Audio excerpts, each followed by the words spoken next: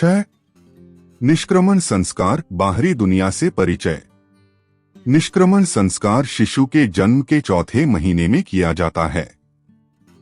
इस संस्कार के अंतर्गत शिशु को पहली बार घर से बाहर निकाला जाता है और उसे सूर्य तथा चंद्रमा के दर्शन कराए जाते हैं।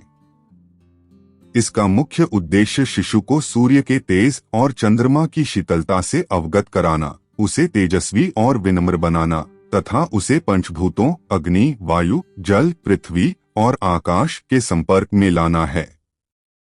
वैज्ञानिक विश्लेषण से यह स्पष्ट होता है कि शिशु को सूर्य के प्रकाश में लाने से उसे विटामिन डी प्राप्त होता है, जो उसकी हड्डियों और दांतों को मजबूत बनाने, प्रतिरक्षा प्रणाली को सुदृढ़ करने और समग्र शारीरिक मानसिक विकास में महत्वपूर्ण भूमिका निभाता है।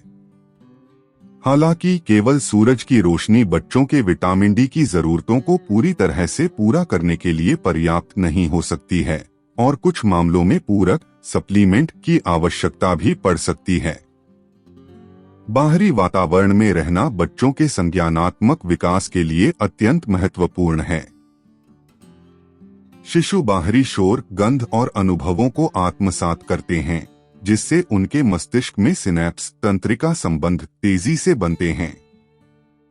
प्रकृति के संपर्क में आने से बच्चों का शारीरिक और मानसिक विकास बेहतर होता है, उन्हें ताजी हवा मिलती है और वे तनाव कम करते हैं।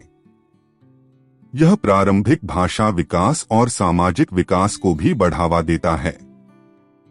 3 माह तक शिशु का शरीर बाहरी वातावरण जैसे तेज धूप या तेज हवा के अनुकूल नहीं होता है, इसलिए उसे बहुत सावधानी से घर में रखा जाता है।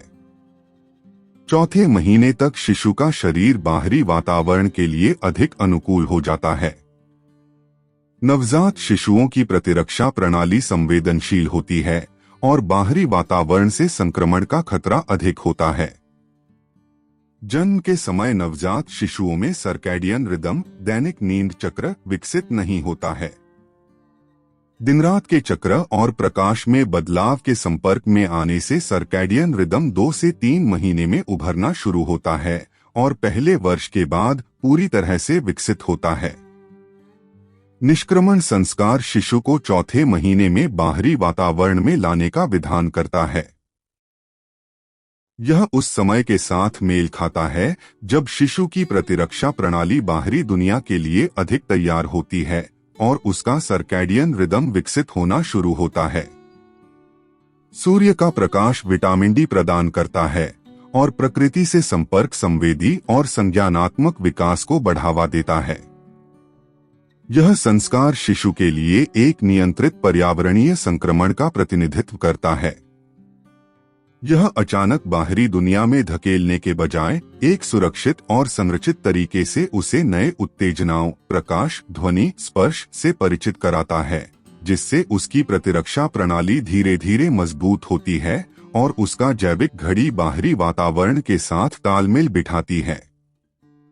यह बच्चे के समग्र अनुकूलन और विकास के लिए एक प्राचीन संवेदी एकीकरण चिकित्सा के समान है।